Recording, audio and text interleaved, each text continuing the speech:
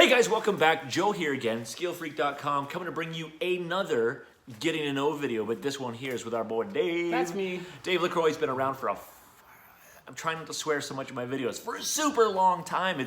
He's been on the camera a handful of times, but it's been mostly behind the camera stuff, behind the keyboard stuff. This guy, whether you know it or not, has been a massive support for you guys with some of the questions you've asked me that I have no idea about, and I asked Dave, like, anything to do with drift. Yeah, that is one of my favorite things about RC. Dave tried so hard to get me into drifting, and he really tried to help me, but I suck so bad at it, I just stopped doing it.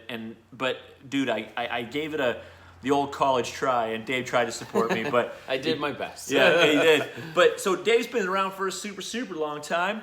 God, since I'm gonna say 2013. It was when the track started. So 2012. So Yeah. we started coming out in 2012, and I still started remember going to that track just as they finished making the track. Yeah, so I opened the business in 11, finished the track in 12, and then you and Pumbaa showed up one day with your tracks of slashes. That's all it was, yeah. And then it was just like one of those guys that was just so positive and so crazy that everyone just kind of radiated to him, and then he would just help anybody, and that's just kind of how it started. And then It's true. it was a track, then we started hanging out like for fun after, and then it's just been, well, we're in 2019 right now, so it's been like 7 years. Yeah. And I've spent a lot of his money. He's spent a lot of my money. Just through different hobbies and stuff. The hobby costs money. You've done scale, drift, and currently right now you're into go super fast. Like To straight me, line. it was all about going back to the roots of why I got into RC. You know, my very first RC car was a Rustler. I had saved up some money with my tips at work, and you know, I was loving the fact that I had this toy grade car, and every time I took it out, I'd break it, and then I tried to glue it all back together. So anyway, I saved up a bunch of money and bought a trackless Rustler. It was brushed. It was a bad choice. Should have brought brushes. So the very first time I put a brushless system in that car and watched a cat walk a beach at like 80 kilometers an hour, I wanted that feeling back. So I went back to actually just cars on pavement, and not just 10 scale cars. I decided to take it up a scale, and I'm into 1/8 supercars now. Yeah, the Kyosho Inferno. Yeah, I have the Kyosho Inferno Gt2 Ve. It's an electric on-road car. I'm running it on 4S lipo, but there is capabilities of doing insane things with it.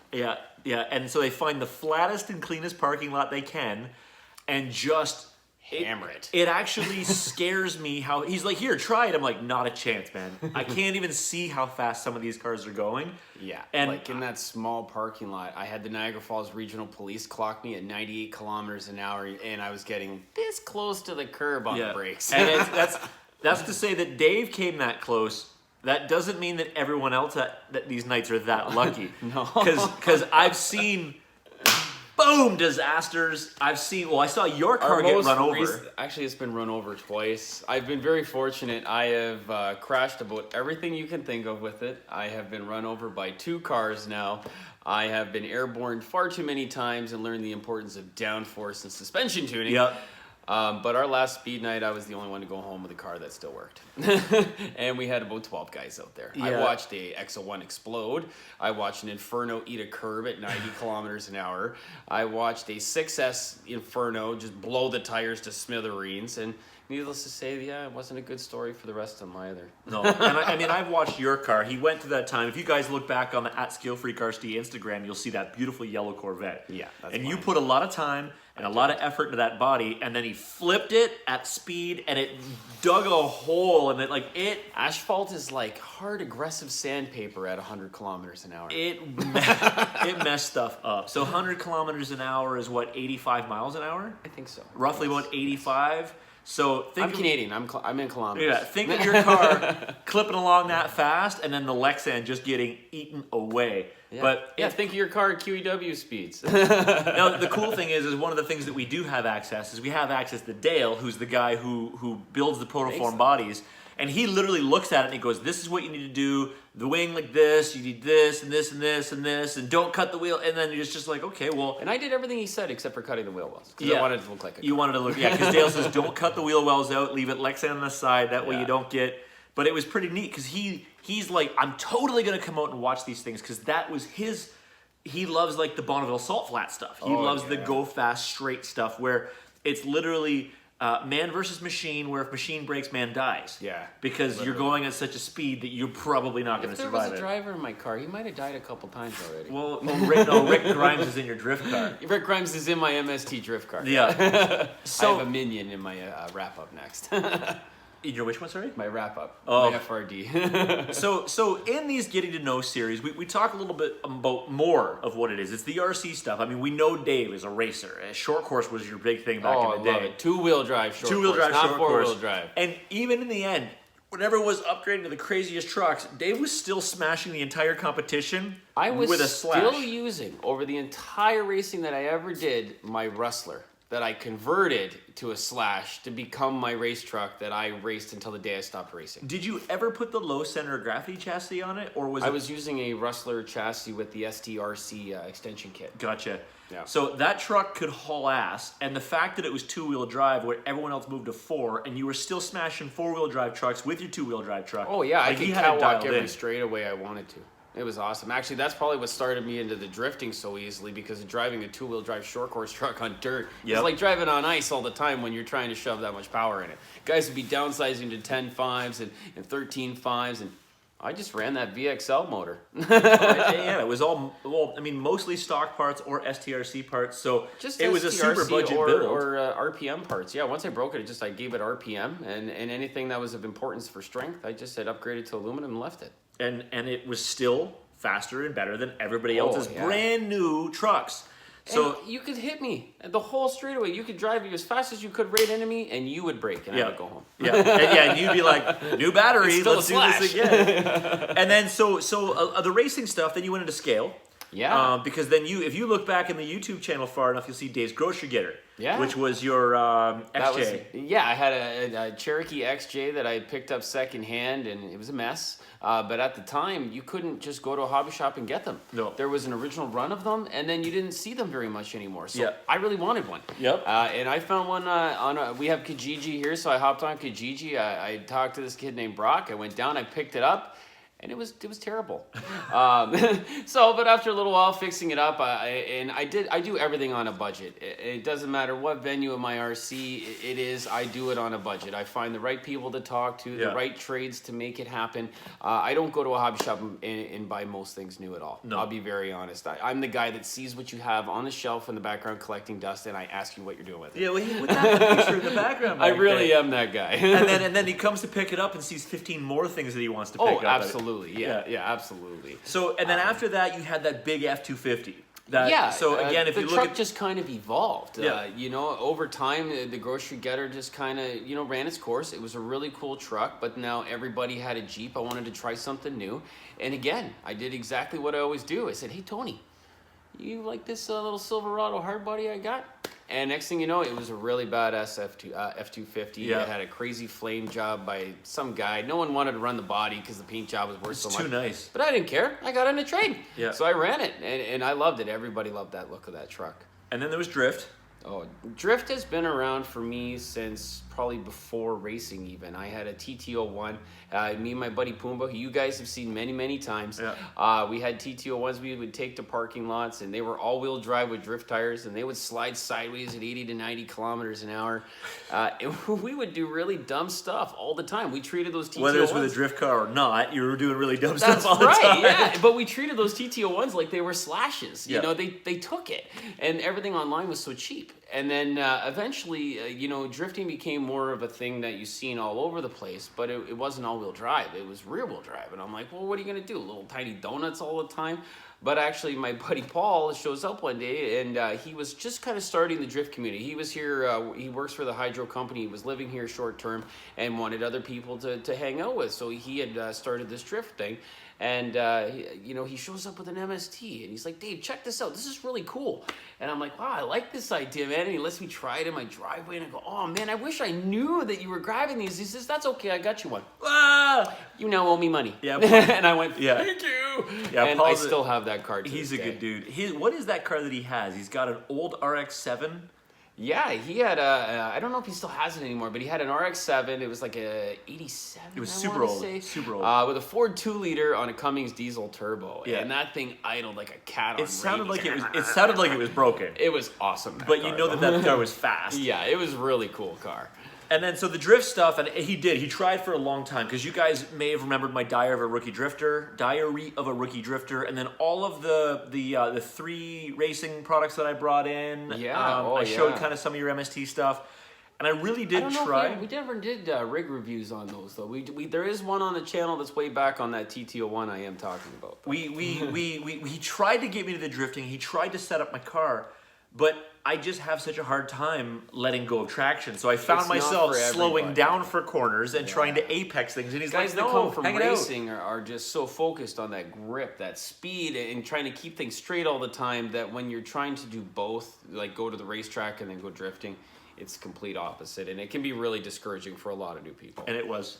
And I bought 3 kits hoping I could set them up in different ways and find something that I liked, and it turned out that even you were like, why every one of these kits is so different, you can't tune them. No matter how many you got, and you put the exact same on every single one of them, and they would never work the same. And every time you took it out, it also would not do the same. Yeah, it was almost like trying to tune a nitro. It depends on which way the wind was blowing that day. Oh yeah, if it was too warm or cold, the gyro would be affected, and if his front end was 1 millimeter different on one side, the whole car would do something better, but on my car it wouldn't. And that in particular chassis though was the problem. Yeah, the 3 racing, the Sakura. It was the original Sakura D3 or D4 that they had come out with. That was rear-wheel drive. There's been many revisions since then, and it's apparently a lot better. But it's still, all drift cars require a level of commitment. And that's no other way I can put it. They just require a lot of tuning and a lot of patience to get it to where you're happy with it. But then like your MST, which I lovingly call the hovercraft. Oh, yeah. Because no matter what you do, it goes in the direction you want it to while being sideways. And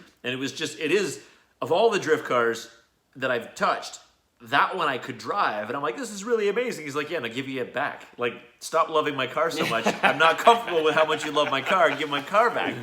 So however, that's one car that I put together, and I never, ever have taken it apart since then. Wait, because it's indestructible and amazing. Correct. Like, I would just grab upgrades and put them on, but I've never, ever torn the kit down to rebuild it. I was afraid of ruining a good thing and it not going back the way that I wanted it to begin with. I would like to say that that's why I don't ever clean my scale trucks, but no, it's just because It's just because I'm lazy. Yeah. Dave's been at the races where I threw, because Steve has talked about it more than a few times. Thank you, Steve. How I have been known to throw the odd tantrum. Hey, and I'll literally, I'm gonna take my shit and go home. And then Dave's one of the guys that would be like, give me your fucking truck. Yes, come on, just give it here. We'll I'll get it fix going. it, whatever. I do that for Pumbaa all the time. Yeah. No, Poopa will be like, forget it. I'm taking my toys and I'm going home. But yeah, so then there's the drift scene, which you helped establish. Yeah, such a great drift scene here. After Paul left, I wanted to keep it going because I really enjoyed getting out with everybody. And, you know, the drift community is very small. So to host a drift night, you know, I get anywhere from like 4 or 5 guys. And then next thing you know, I was like, wow, we're at like 20 people this week, you know? And I was just posting them up and on a Facebook page and saying, hey, let's meet in this parking lot. And it became cool. Guys all pitched in. We built a track and we had lots of fun. And now, you know, as the years have gone, you know, organizing things for me can be hairy. I'm a daddy of 3. I work a lot. And my buddy Jason Zarb actually has created an amazing local track. It's called Attica. Check it out on Facebook. It's called Attica RC. Yep. I donated actually the scale-free carpet to them and stuff so we could recently carpet it because all of our local tracks in the area are dying. Unfortunately, there's not enough money with a lot of the hobby shops to just keep it afloat all the time. So support Jason. Check it out if you're interested in drifting or if you're ever in the area. It's also located in the Attic, an amazing restaurant. So if you want to get some eats, you know, it's very secluded and you could drift until your heart is content. So please check that out if you have a chance. Yeah, so it's ATTICA RC, Attica, and it's Attica because it's literally in the attic. In the attic of a bar, and the place is called the Reeb House, and they have, since I was a kid, have been known for having the craziest, best food. Oh yeah, so pizza wings are... Imagine you walk into the joint, you go upstairs, you do some drifting, you're like, man, I want some chicken fingers, you walk downstairs, you order them, You eat them, and you have a couple beers while you're at it, and then or you if go you know upstairs. the guy working, he'll just bring it up to you. Yeah, and then you go drift some more, and then they stay there until the bar closes some nights. Absolutely, yeah, and it's a great spot, you know. And for Jay to be far newer to the hobby than Joe and I and a lot of the guys in our community, he's done. I can't give the guy enough kudos. He's done a lot out there to help build a name for himself and to help keep communities together in the RC and support many different genres of the hobby as well that he's interested in. It doesn't hurt that he's big into the actual car industry as well. So Absolutely. he knows all It about stems from setting somewhere. up events of car stuff. Correct. Going to events of car stuff. And, That's right. and you know, so he's a big part of the 905 Rides group and stuff like that. So Yeah. it's like cars, and you know how cars are supposed to be, so just make it smaller. Yeah, and he took to it, and he's done really well with himself. I'm really happy with Jay's progress. He's into drifting. He's into the speed stuff with us now. Racing, many different genres of racing he has taken. So kudos to that one, buddy. Yep. And then so now your speed stuff is all just a matter of trying to find a new way to make that car go 1 kilometer an hour faster every time you show up. Yeah, that car is awesome. 8 scale is amazing because, you know, one thing that I couldn't stand about a lot of 10 scale stuff is everything is very small. This car is very easy to work on. But finding the right balance of suspension, tuning, tires, and downforce without just, say, plopping 6 ounces of stick-on weights on the front of your car is a game and a half. You know, your spoiler cracks, and you will know by the time you hit it 90 kilometers Well, that an hour. one time the the fins. the end cap fell off. Correct, the fins on the end of my spoiler, because I'm using like carbon fins on the other side. I had flipped in the parking lot. So I didn't even realize my car was fine. I flipped it over and I jammed it, and the car went right out of control just to find out one of those had fallen off.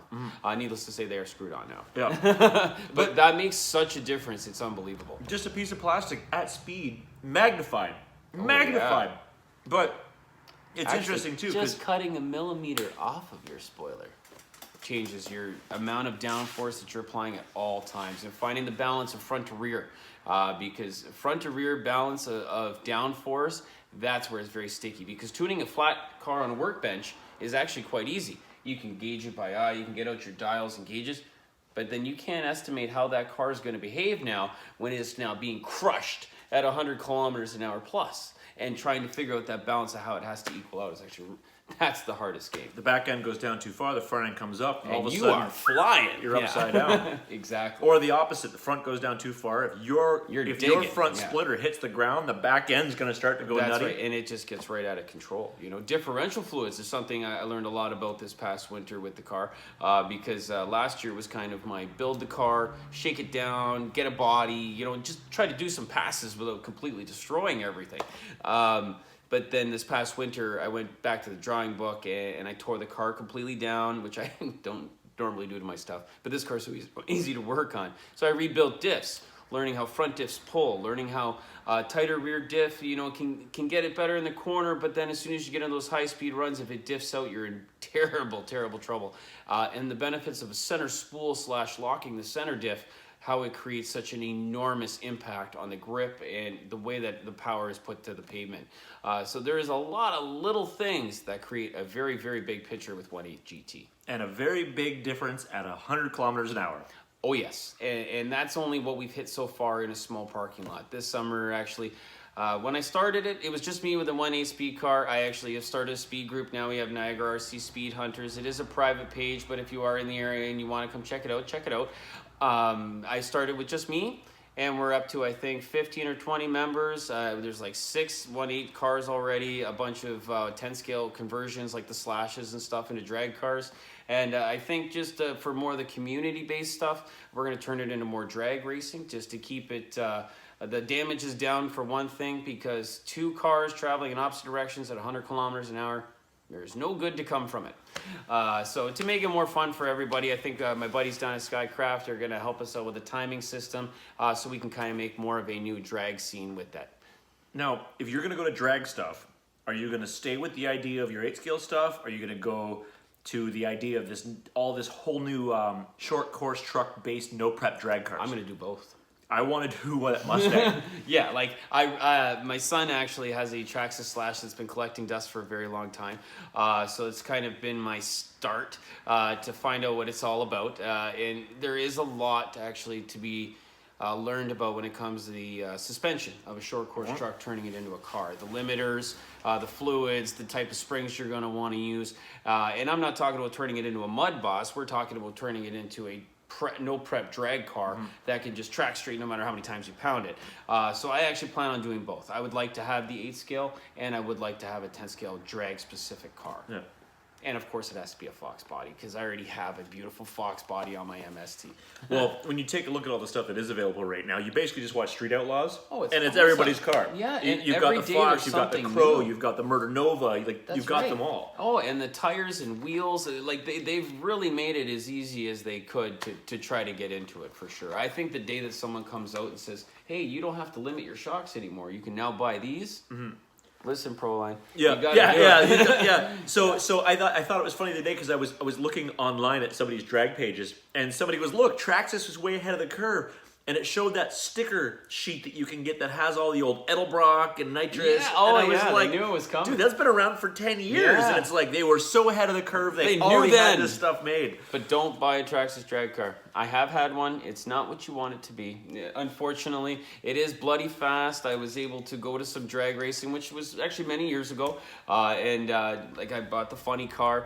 But that thing will never not crash. Will never not crash. Yeah. You will make that pass in 1.2 seconds and then crash. And not stop. And it came with a little tiny micro servo, which you always blew the gears out of every time you crashed. Well, I mean, if you crash at that speed, I would expect that would be the least of your worries. But it wasn't. The rest of the car would be perfect. Oh, wow. Well, the body was really neat on that thing. I can imagine they're not cheap to replace. It was a really cool car, but there was some design flaws in the steering and the front end. Are they even still readily available? Because they seem to not market it anymore. I don't believe so. I can't say yes or no for sure. They are still around online, but unfortunately they weren't the car that... If they had made the car much wider, it would have been a much better car. So almost like an 8-scale model of that would have been a big difference. Like the width, appropriate width of a short course truck or an 8-scale car, because they actually most 1.8 GT cars, are the same size as a Traxxas Slash, like 4x4 for example. They're all the same wheelbase.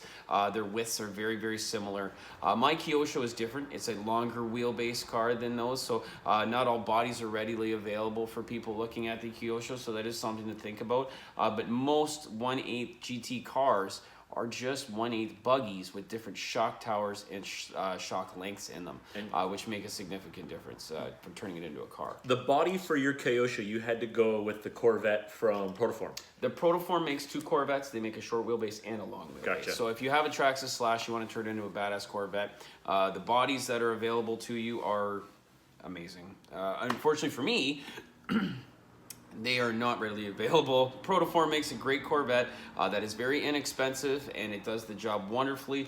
But if I want to get into anything higher end, it's going to cost me some money. Here in Canada, we can't get the greatest shipping rates. So unfortunately, for me to go and buy a beautiful Delta plastic body, I'm into it for $150.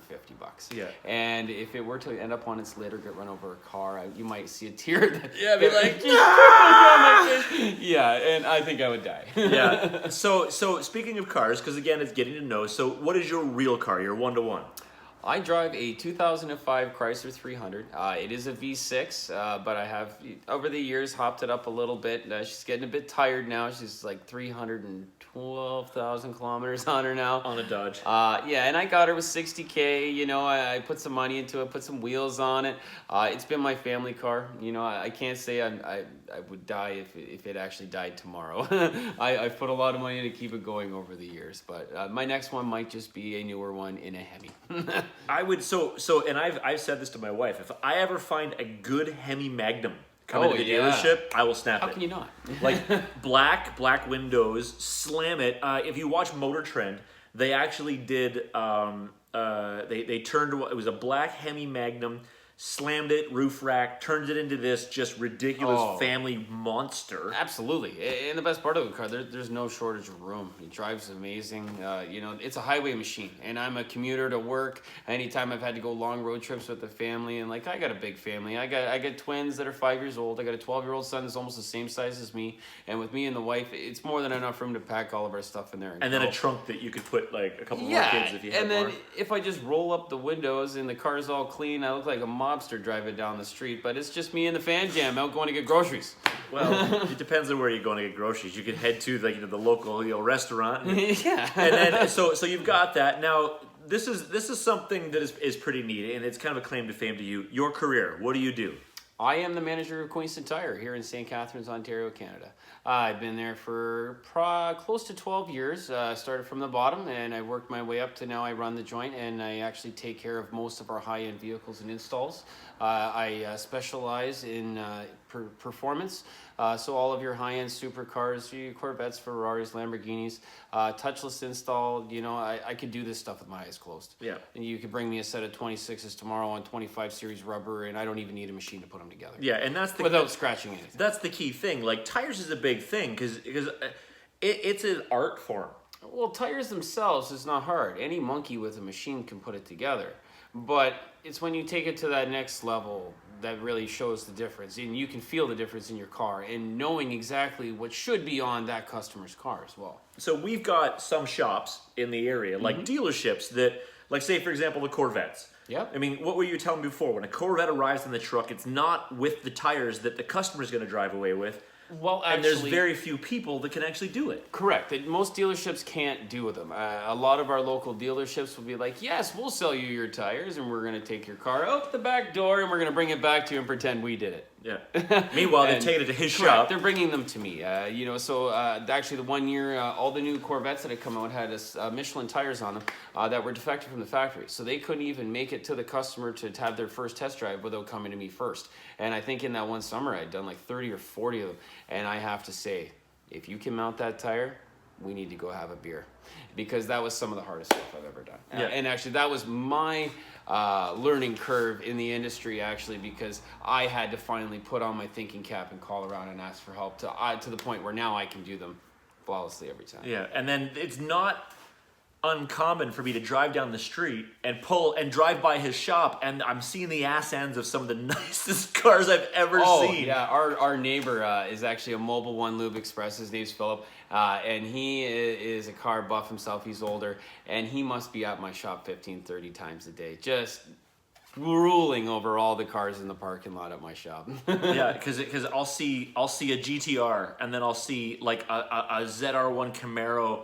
I'll see these wicked Corvettes. Just yesterday, I had like an 850 horsepower supercharged SS Camaro that the guy had just bought from the auction block that was deemed not good for road use. That's my kind of car. Yeah. And I'll show up and be like, check out this cool Type R. He'll be like, oh, that's amazing, dude. Meanwhile, on the back of his head, he goes, should have seen the Cadillac CTS V Lingenfelter that was here yesterday. Yeah. That I got to, the customer just handed me the keys and said, yeah, man, finish those tires off and then put those ones on. And that's actually one of the perks of the job. A car guy, okay, gonna now hand you the keys to his car is almost like him handing you the clip to his wife's bra. It's like you don't just hand those off to anybody, you know. There's only one person that is going to handle that, and if you let anybody else touch it. Yeah. But I'm that guy, and actually it's really great that I've developed that relationship with a lot of my customers because they actually travel from all over. Yeah. I have a lot of customers that actually have come as far as Barrie all the way down, and that's actually quite a drive. 3 hours. That's a 3-hour drive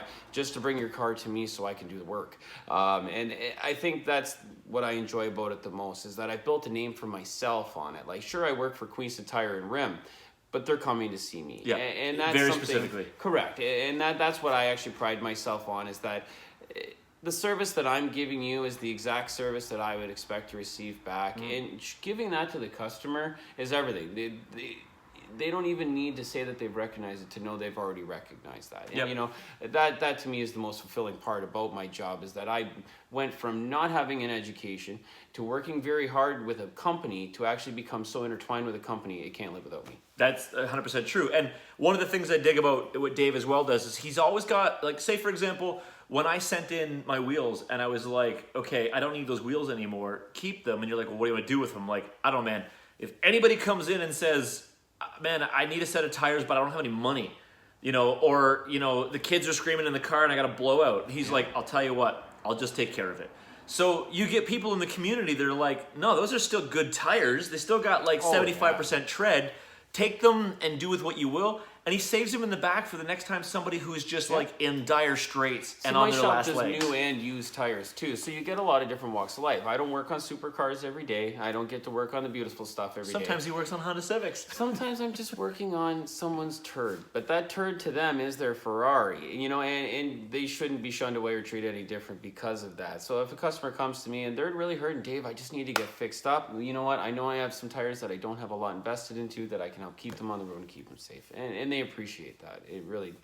It's a way you speak to people in a different way that they appreciate, so that they keep coming back. And that's one of the reasons why, again, everyone keeps going back to Dave. That's right. They go to Queenston Tire to find Dave, but they walk in. Is Dave here today? No, he's got the day off. Okay, and then they leave. I'll call back tomorrow. Yeah, it's like bye-bye. But they are the ones that gave me my break. They're the ones that helped me build that relationship with everybody and put the chance into me to have that opportunity, and I always appreciate that. And which is why I also dig that Dave now uses that not only to help people but also to support RC events, because absolutely. I know when we did the drift stuff, we do drift demos. Dave would always get Queenston Tire in essence, that drift track that we built is sponsored by Queenston Tire. And it's covered in Queenston Tire stickers. You'll see all the Queenston Tire stickers. We got the banners. They support me, and I think that's the most important. Is to feel that, like, I work for a mom and pop shop, and working for a mom and pop shop over most corporations, there's no money that could pay me different to go anywhere else in that respect. To be somebody that your boss cares about, and also in charge of everything and appreciate it is a really good feeling. And he's got a bunch of employees that look up to him as well. Absolutely, my how many guys times are great. Have we talked about Richie's car, building this next thing, and that guy who comes up and says, I want to get rid of this STI, do you know anybody? Mm-hmm. Oh, for you, I'll give you a sick deal on that. Like, exactly. Stuff like that. So there's a level of respect that he has gained in the community from everybody. Just from being myself and honest. I do not work on commission. I am no bullshit guy. So if something is shit, I'm going to tell you it's shit. Yeah, or if somebody tells you something that's bullshit, I call them I've been there when he's on the phone and he's like, they told you that? Like, for real? Yeah, okay, you can believe that if you'd like, but let me just give you a suggestion. That know I'm so honest, they're like, go see Dave at Queenston Tire. Yeah. And send them down the road to come see me, because some dealerships are just stuck to reading the book, and they have no choice but to do it the way they're told, which is their job. Yeah. But then they come see me, where I'm an honest guy. I may be guilty of that. Correct. Like, I may have just done that today. He's not the only one. I'm honest to God, like at least 10 different dealerships here in town do the same. And the same thing, like that one day that Vince came to pick up his Type R, and I'm like, Dave, I'm in an emergency, I need help. He's like, I don't know how we're going to do it, but we're going to do it. So just get it here, and we'll make it done. Figure it out. And then before Vince showed up, boom, tires, rims, done. Car's complete. Here you go, Vince. Yeah, and then hand it back. So that's pretty neat. So I guess diving a little bit more into the essence of Dave. Now, sim racing is a big thing as well. Yeah, sim racing for me has been around since my oldest son was born. I had always wanted a steering wheel for my PlayStation. I thought it was so cool, and I was into Gran Turismo since the original PlayStation. When we had memory cards, we could go to each other's houses and race our cars against each other. And that kind of developed, over the years. Then I got my very first Logitech Driving Force Pro GT, I believe it was, which got me into it. And then I upgraded later on to the Logitech G27, because I actually started competing in all of the Gran Turismo academies that they had going on. I competed in a lot of single lap events for prizes and things like that. Before sim racing, like esports had even been thought of.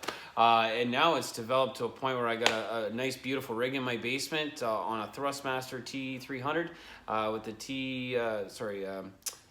what is it? The THA shifter, the Pro pedals, and the Ferrari Alcatenza add-on steering wheel, and I could get lost there forever. It's on a 5.1 surround system with a subwoofer. Like, I'm gone. Like, if I dig in, I'm literally gone for 3 to 4 hours to the point my arms are like jello in the morning. So Dave is kind of the reason why I have my sim system, because I remember the one day I went down into your hobby room, and I was like, what's this? And you're like, oh man, I'm on this thing for like 2 hours every night. And I'm like, I'm gonna have to get me one of those. And now we all have them. I have one. Steve has one. Antler has one. It was a sickness that spread really quick too. And that's why we do the sim nights here in the studio. We line them all up and we all play against each other. Which is totally awesome. He's a PlayStation guy. Don't hold it against him. I've always been since the beginning. I've been a diehard guy. The rest of us are Xbox guys, and I've actually had the half of mine wants to like, dude, just take my spare Xbox, but your wheel will not work with my Xbox. One day we'll grab another base, and then all my junk will work. And then it will work. Or one day we'll just all move to computer, and then we're all set. It's true, yeah. It's hard to say where we'll go. Hey, maybe one day PlayStation, Xbox just get over it. We can all play together. Oh man, could you imagine that perfect Star Trek world where everyone puts aside their differences and just works towards something bigger? And then when we woke up. Yeah, exactly. So on top of that, I know you're. What other games was it that you were super into? I remember there was a few of them. Racing wise? No. There was other games like non-racing games that you were super into. I only play racing games and storyline games. I do not play shoot 'em up games. I am not a Call of Duty guy, anything like that. I don't play Grand Theft Auto. It's just not for me. I like to play games that have a true story. So like the Last of Us. That's what I was thinking. That was an amazing game for me. I love the God of War series right from the beginning because the story has carried on. Like I played God of War right even on the PSP just so I could continue the stories to where it is now. I'm recently playing Days Gone, which it's good. It doesn't have what I really wanted. I really wanted it to be more like The Last of Us, which is about to come out really soon too. I've seen some of the previews for that game, and it looks like buy a PlayStation to play this game. It is really good, but it can be really discouraging because most people are used to slow zombies. The day you meet a herd is the first day that you actually get scared playing your PlayStation. You're like, oh my god, get out of here, oh my god! Because there's like thousands of them, and they just come at you relentlessly. So I have died a lot. I turned the difficulty down and then back up again when I got my confidence back into it. But it is a good game so far. Yeah, I really do enjoy that. And then actually, I was just thinking about the sim racing. What was it, a year and a half ago, you joined into the FAF Porsche Gran Turismo Sport World Challenge. Yeah, their first championship. I don't know. I can't remember the whole name, but it was actually really awesome. I had fought to the top 12. I needed to be in the top 10. I was really hoping somebody was going to be disqualified because they couldn't make it. But I will get them. And the prize was what again? I think it was $30,000, a $10,000 Porsche hood. Race suit. There was a bunch of stuff, and actually everybody down I think to 5th or 8th place got something as well. And I was this close. And honestly, I think in the future, if you're listening, people on steering wheels should be judged on people on steering wheels. Oh, because the people on controllers. It sounds silly because it is easier to play on a controller because they don't have a freaking steering wheel fighting them with 150 pounds of force back in the other direction when they hit something. Yeah. And a lot of people took advantage of that. So unfortunately, when it came down to it, I actually watched the final video, and a lot of the guys actually couldn't drive. Well, because they went from a controller and then they put them on a wheel. That's right, because they had no choice. Once they got there, you were stuck on the equipment that they provided, which was a full-blown sim rig. And that makes sense too, because I mean, I raced so the first year my son can kick my ass with a controller if I'm playing on a controller. The first year that they did the challenge, it was Gran Turismo Sport on the PlayStation. The second year they did the challenge, it was Forza 7. Yeah. On the Xbox. So you did it the one year, he made it to top 12 in Canada, because it was a Canadian challenge. Correct. Top 12 in Canada. Yeah. I did it the next year, and I made it to like 28.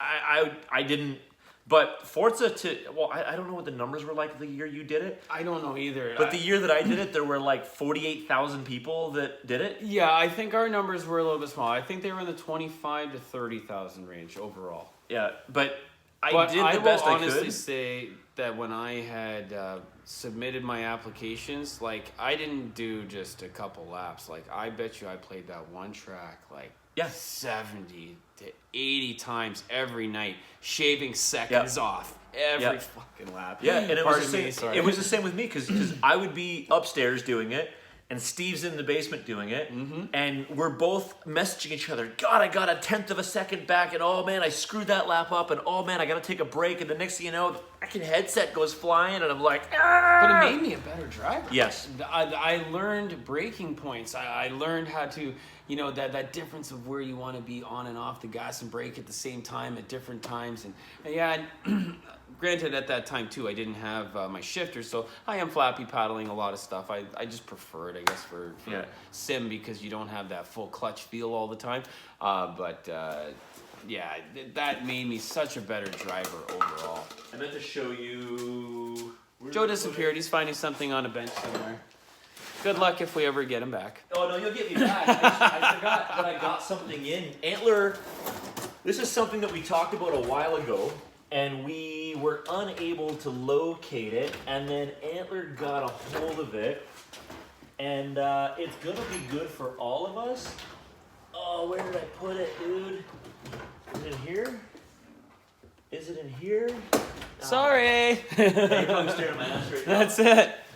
So, okay, remember how the last time we did our sim racing night, we were like, dude, how great would it be if we could have the shifter and the e-brake?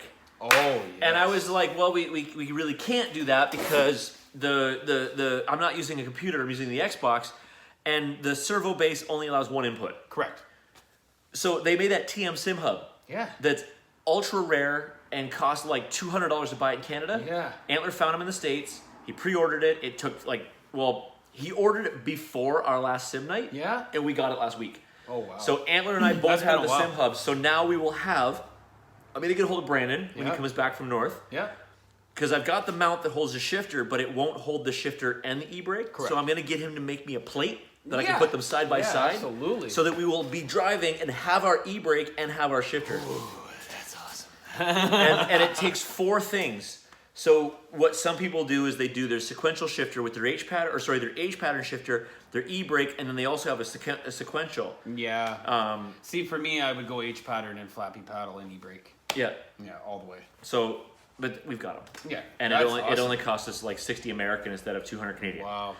We found out, crooks. We found out. I almost felt like putting it back on eBay and seeing if I could get it, and then just buying 2 more. Just buy some more. Yeah, being like, cool, I got one like totally for free. This one's already in Canada. How do you like this one? Yeah, you don't have to wait 4 months for the damn thing. Because right now, esports is getting so big. It is. It's taken off, like way more than I ever thought it would, for goodness sake. And I said to the wife, I said, yo, man, if we had like the money right now, we could open like an esports center here in Niagara. Yeah. Now, I had this great idea a long time ago that if we had the money, we could open a hobby shop at a racetrack. And she was like, okay, I'll humor you. And now she's like, okay. that didn't work out the most amazing ever. So if I were to walk up and be like, I got an idea, let's open a new business, she'd be like, get out. Get out, you're gone.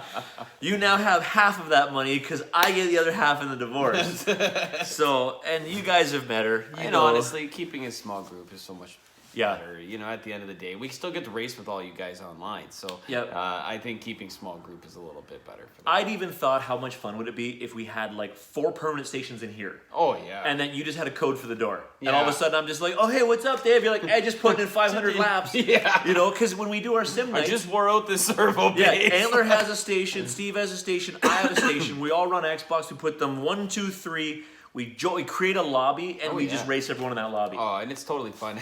Actually, one of the most funs I think we've had so far in a sim night was doing something as simple as just drag racing each other with every turd that Forza had to offer. Yeah. And that was a lot of fun, Yeah. you know? Just banging gears and doing nothing special, like not running the fastest lap or, who was the best around the corners on the rally track. It was just about going straight. Yeah, because And Forza it was 7 so has much fun. it It drags. does, yeah. And it was a ton of fun. Like, who doesn't want to know what 2 Ford Pintos can do each other in a quarter mile at 18 seconds? And then because we have the clutches, it's like a matter of like, how much of the clutch do I release, and how much gas do I put into it, and how much wheel spin And did a I guy just like get? Pumbaa, for example, could come out and have fun doing it when he had never sat in a simulator before. And now he wants to buy a simulator. Correct. Yeah, so that kind of, he was like, yo, I totally gotta get one of these things. That's almost like how Pumbaa talks. That's how almost every man feels the second he touches it. Yeah. The only difference would be like the hydraulics and stuff. I think that's like 40 grand for a unit like that.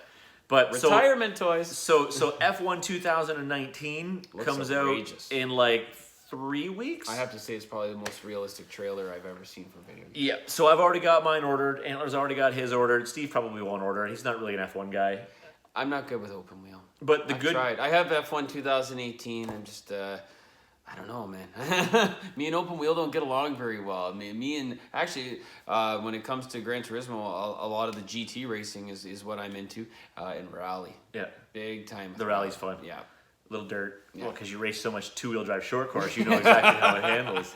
I've always loved rally cars since I can remember cars in the beginning. Like back when I was a kid, Group B and stuff, it was still on TV. Yeah. You could watch a lot of that stuff Yeah, still. before it killed everybody. Yeah, and just looking through the windshield, if you've never checked out rally, sit in the cockpit cam when he is blasting through a forest as fast as he could possibly go. Yeah. And think if you could do that. And Because that's what the most fun about it is. Some of the new rally, so exhilarating. some of the new rally stuff is not as much fun as the old rally stuff. No, because it's right clear. now the car's computers are launch control. We You've come got to a world full of safety, right? Yep. All of the guys before us have died trying, so we've tried to make it safer. And of course, safety eventually does take some of the life out of the sport. Yep. Too. but when you watch the older stuff like Colin McRae, Oh yeah. like you watch some old Colin McRae stuff. I mean, Oh, great yeah. driver, shitty helicopter pilot. Oh yeah.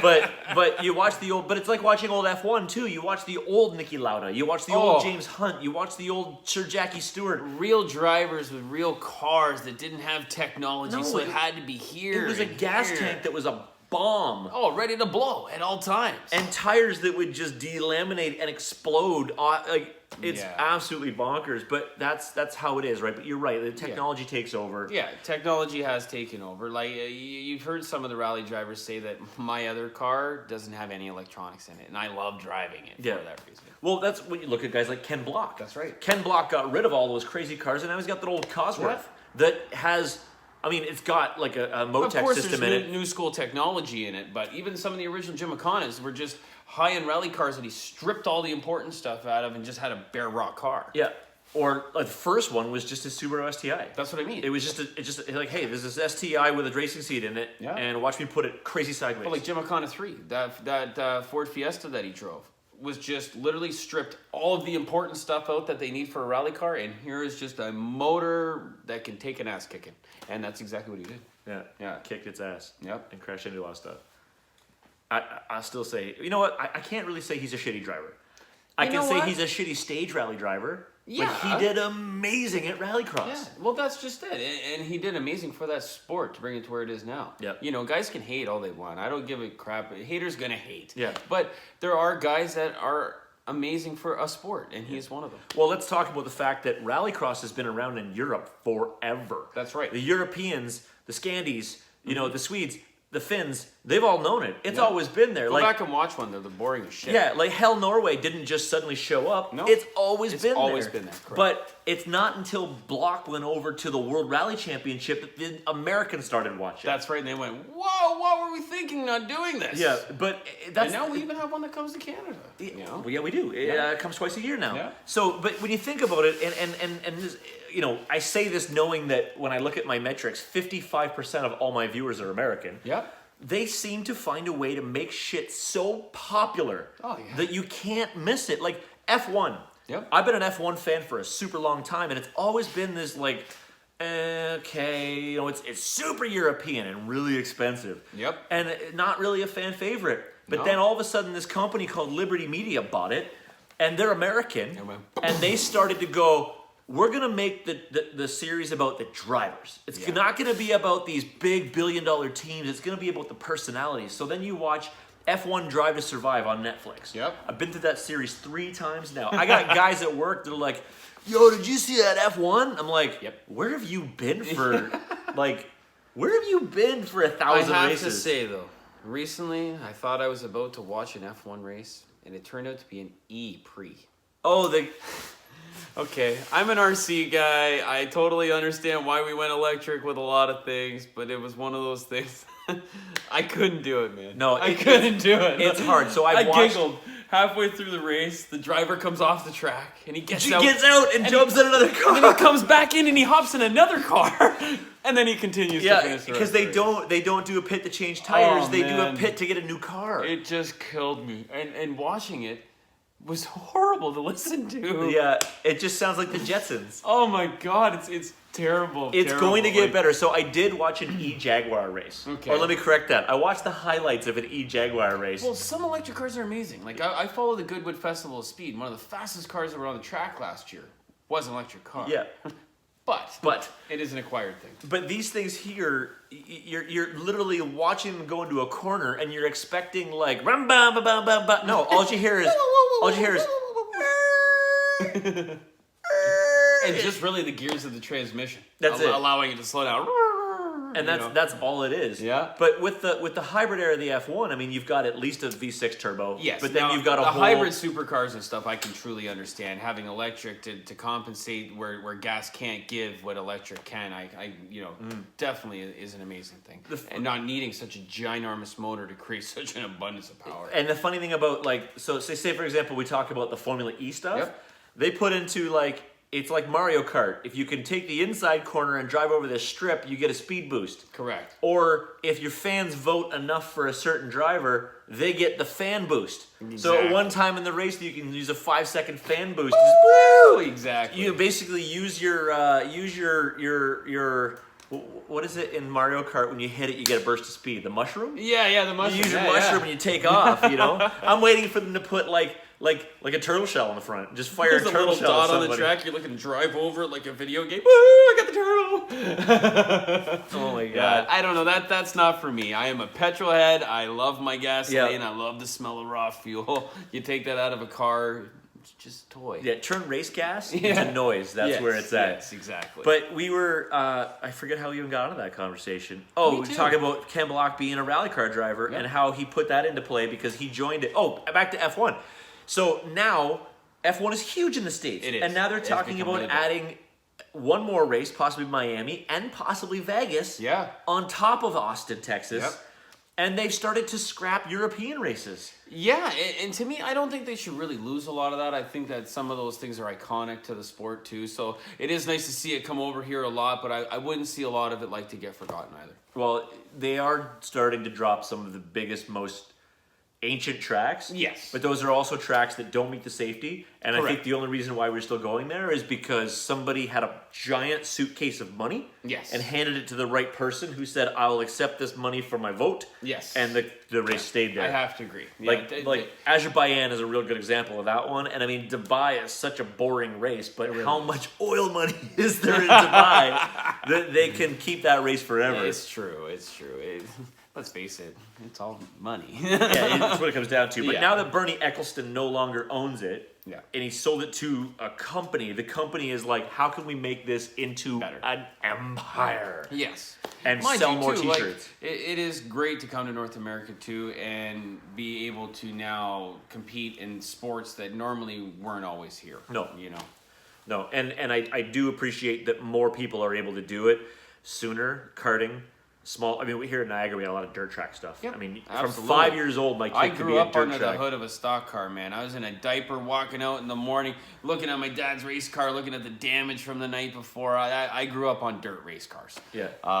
But as I got older, I'm just into some pavement cars now. Yeah, same thing, but on the asphalt. Yeah. Well, that's what I mean. Sorry. Yeah, which is still fun. Which I still think that we need to set up a racetrack that's an asphalt racetrack for our short course trucks. I think it would be amazing. Because that would be unreal. Slam the bastards down. Oh, yeah. Limit the suspension. Still use short course tires. Get the Yeah. street meets, and then you've got to deal with body roll. Put the Yeah. odd just a 2x4 jump just to unsettle. Or I think Mud Boss should leave no limiters in the left rear shock.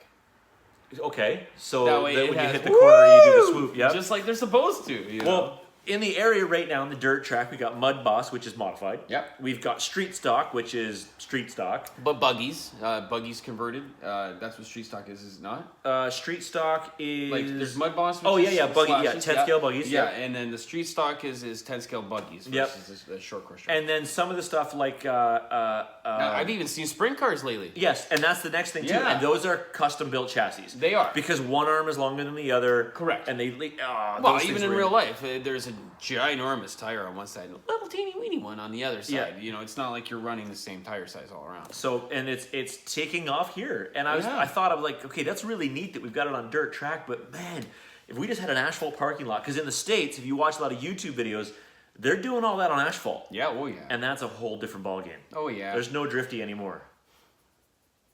That's why we don't have it yet. Yeah. I know. The De Niro. There's been time where Antler's like, what if I bought a big piece of property? I'm like, man, if you bought a big piece of property, put an RC track on it, your wife will leave you like that. You'll never get people out of your backyard. Oh my God. We've got tales of a guy in the area that used to have an RC track in his backyard. People be out there at midnight. They would fire up his generator, fire up his lights, and meanwhile he's like, yo, I'm sleeping. Get lost! Eventually he dozed the track because he's like, people won't stop coming. No, and that's the difference, right? Like, people need to learn how to come together and hold to something and help keep it together versus just on to the next guy and the next thing all the time. That's oh man, so many times that I have to bite my tongue because I keep watching like, oh, we're going to the last. Get my RC drama spray. Yeah, we're getting the last race at this place because they're closing down. Yeah. It's a pity to see it go. I'm like, pity to see it go. If you didn't like jump from the hot item to the hot item and you kept that one place that you said was the best ever alive. Yeah. And that doesn't happen in one genre of RC. No, it's everything. I've watched it happen in many. Yeah. Right from even people that have tried to come up with rock crawling facilities that people said, oh my God, I'll be there. But never came. Yeah, because then when you show up, you got to pay for it. Correct. You got to drive an hour to get to it. Yeah. Then you got to pay to be there. And literally, you can do the same thing. Now, I'm not going to say I'm the greatest supporter of that either because I believe that our RC, it's hard to get somebody to pay for something that you can do in your parking lot at home. Yes. So it's all about wanting to support the cause. And I think that once somebody finally comes out and says, this is what I'm going to make, and if everybody comes together, then I'll put it forward. Yeah. But it's still all different walks of life, unfortunately, And it's a crowdfunding thing at that point, right? It is. Yeah, this facility will exist if you build it, they will come. No, I need a commitment you're going to be there. Correct. Because even when I built my RC track, I mean, I started it with like 10 grand. Yeah, but you didn't know it was going to take off. And within a few years, all my money was gone. Oh, yeah. And I'm in, I mean, not anymore, but super debt when it left because we were renting machines, we were building a facility, we were getting stock, we were doing everything, we were holding huge events, but then people stopped paying their dues. Yeah, and it's not enough to keep itself afloat. And then like 2 more tracks open up down the highway, and you're like, whatever, dude. And then all of a sudden, oh, I wish that track was still there. Well, I wish you'd come when it was there. That's right. And I mean, we had stuff like, remember Universal Hobbies was an empire of an indoor track. Yep. And then it just dried up one day because people like... Actually, back in the day when I got into the hobby with Pumbaa and we had our tracks as slashes and, we wanted to find a track. Like Joe had just started and we're like, well, maybe there's more out there. Yeah. And we hopped on Google. And you can ask Pumbaa, we drove around for 18 hours. We traveled to 17 different tracks that didn't exist anymore. Yeah. Number 5. We literally just put them on Google. Yeah. And we went to all kinds of tracks, from dirt tracks to on-road pavement tracks, and none of them existed. They're just gone. It literally, you could see the remnants of where the grass used to And then not after grow. Joe's track, you've seen some other ones pop up here and there at different parts in Ontario and stuff that were holding their own. But they were just very specific ones, because they were the only ones that could keep their own personal groups coming back all the time. Yeah, and the problem with that is that the owners of those tracks are making so little return that you're just waiting for one sideways comment before that guy goes, screw it. Why am I doing this? I'm out of here. Exactly. Forget it. And then it's over. Yeah. And then, you know what? Shut the lights down. We're closing the whole place down. That guy got lippy with me. I'm sick of that internet cowboy. Yeah. And then gone. And that's what it comes down to. And that's why a lot of the groups that I am in part of now and do is just more to myself. And private groups. Yeah. Because at the end of the day, why am I going to pay over $5,000 in a summer to travel across a province just to have a bunch of dickheads all the time? And that's what killed it for me. And that's why I stepped back. And my 8-scale car is me getting back to the roots of why I enjoyed the hobby. Because after a long time, and even in drifting, there's just so much drama and different walks of life. And, just everybody always wants to step on each other's toes. So it's like, why am I doing this? I want to have fun. It's enough success for everybody. everybody. And I will tell you, we always have fun in my groups. I agree with that. I even when I realized that I sucked at drifting, I still showed up to hang out. It's still awesome. There were some cool guys coming out there. Buddies. Exactly. And my group has kind of always stayed my group, whether it was my drift guys or my speed guys. They're all the same guys. Yeah. And they follow you to whatever you're on to next. It's like, oh, Dave, what'd you bring? Oh, I want one of those. Yeah. Hey, I know we're here drifting, but take a look at this Go Fast car. Yeah. Oh, a Go Fast car. Next thing you know, the go fast cars show up and the drifters stayed at home. That's right, and that's actually too. Another thing is I didn't want to take away any more from my local track. My local track is Attica, and if I take away from that, and I'm hosting my drift nights all the time, who's going to go out and see my buddy Jay? And Attica will go away, and That's then right. on a rainy day, you'll be What's like, there I gonna be really left? wish I could go to Attica, but it's gone. That's right, and gone. then what would be left? Exactly. So I host something where guys can go out and do something fast and stupid in a parking lot, no matter what they own. I don't care if you own a really shitty little RC car that does 40K or one that blasts 150 miles an hour. You can come on out and hang out with me. And the guys. Yep, and you just try to make it the fast that thing can be. That's right, and it's just all about having fun. I got this today. And bragging rights. Who doesn't love bragging rights? I'll say, I have recently learned that in the GT world in the US, you guys, you got balls that drag the ground. I got this at Mini Skycraft speed. today. Yeah. I picked it- actually had one of these back in the day. The first thing I thought about today when I picked this up is I'm gonna get a brushless system for this, and I'm gonna show up to the speed night. Oh, yeah. But I'm gonna give it to my kid to do. Oh yeah. So- we should put a 10-scale system on it, like 4S, like do double 2-sauce. So I got myself a little Skyline, because who doesn't love a Skyline? And look at this little thing. And I figured, Steve says, he's like, yo, I got a brushless system downstairs for that. I'm just gonna call Teakin and be like, what are your thoughts, bud? Oh yeah, because actually these little tires can handle a lot. I used to have one with a micro sidewinder system. I think it was like 7 or 10,000 kV on 3S lipo. That's what he's got downstairs for me. It's awesome. Yeah. It's really, really fast. And actually, it takes a little ass kicking. That's what Steve said too. He's like, I've had one of these things, you can smash it in anything, it keeps going. It really does. And Steve's is in an off-road format. This is a car. So I stopped in again at Skycraft today because, I don't know, I work next door and I spent a lot of money at this joint. And I just walked in and I'm like, I love that thing. I want that because I'm really trying to get my son so deep into the hobby that he can't get out. So yeah, I got that. He's I gonna also enjoy that. like the fact that I don't have to build it because I'm building so much these days I needed a bit of a break. Yeah, that's true too. Just take it apart, put a brushless system in it. So that'll be fun. One more thing. Absolutely. So we're up to an hour right now. I think we wrap this I one didn't up. really feel like it was an hour. No, time flies when you're just shooting the shit about stuff. Man. It's so true. Remember when we used to do the bench question videos? All of a sudden you're like, yeah, that's 2 hours gone. Like, guys, we only answered 2 questions. Yeah. Yeah. No, that's 100% true. And people keep asking me, when's bench questions coming back? I'm like, It's I don't true. think anybody has the time to sit around and not answer any questions But you know what? My favorite part about that is when people put the comments on it. It says, you know what? I loved working on my RC car tonight just listening to you guys. And that's why I've been doing my live videos That's lately right. too, right? Because the live videos have always wound up being, people just sit down and they're like, oh shit, Joe's online, and they're building their kit Exactly. or they watch They're it the just next it's day. just like they're hanging out building. And we'll see some more build videos too. We're actually going to show you guys some of my my 8-scale GT stuff. Maybe even get you guys out for a night so we can show you how we do.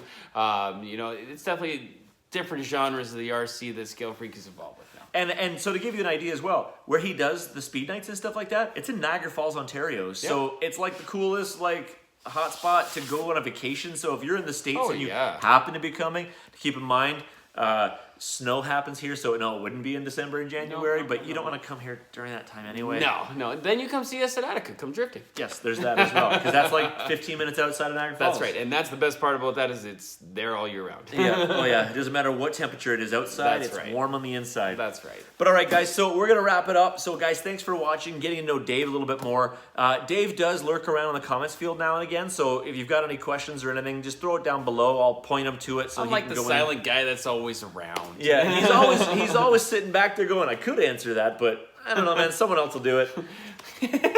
Or I'll ask him directly. Like, there's so many times when it's like, it's true. hey, I'm Joe, answering the question too. what's Joe. your thought on this and this and this? I'm like, fuck, I don't know, man. Like, Dave, what servo do you use in a drift car that does this? And he'd be like, oh, it's easy. It's this answer. Exactly. What were the tires that we used on the D series again? Oh, we used hard and super hard. I'm like, okay, done. Do you remember the part numbers? Yeah, you get it with RC Mart. They're over here. And I'm always that buddy. I'm in the group for a lot of my friends. They break something, they need something. You know, He always recently has Pooba's destroyed his Inferno. It's 2 runs old. He's got, I think, just under $2,000 invested in it. When he hit that curb at 94 kilometers Destroyed an hour, half the car. me and Trevor were just like, parts list. Yeah. Just trying to help the guy put it back together. Just We're destroyed always, half the car. Yeah, because it can be really discouraging. Oh my God, man, I would have died. Yeah. When all you hear is curb. I love you, Pumbaa. You know it, buddy. Yeah, you hit the curb and you just watch your paycheck just fade away real fast. Oh yeah, it's brutal. But you know what? Don't get discouraged. Always have fun. If you're not having fun doing RC, don't do it. Yeah, don't. Yeah, and it's like my old school. Like, if you don't look back at your car when you're walking away, you're driving the wrong car. That's right. And it's the same thing. If you ever wake up in the morning and go, I gotta go play with my cars today, then don't do it. No. Which on a side note was really funny because my wife gave me shit yesterday. She's like, did you go out and fix your trail finder? I'm like, why? She goes, because we're going out on Sunday, so have your truck working. And I'm like, okay, All right, okay. it'll be fixed. Like, I'll take care of it. So we did exactly that. I fixed my truck, so now we're good for Sunday. That's right. Although I have a whole bin of parts I have to install. So I've got to get those new tires on that truck for the weekend, because if it's muddy, those mud thrashers, don't let the name fool you. They're not actually very good for mud. They're thrashed. They will thrash. They're thrashed in mud. That's what it is. But no, so I got to get those IROCs on it. But anyway, just like always, I make these videos go so long after we said we're going to end them. So guys, comment, like, subscribe, share it through your community, guys. Thanks for hanging out with Dave. Questions Thanks for below. having me, guys. And have a great night. Ciao.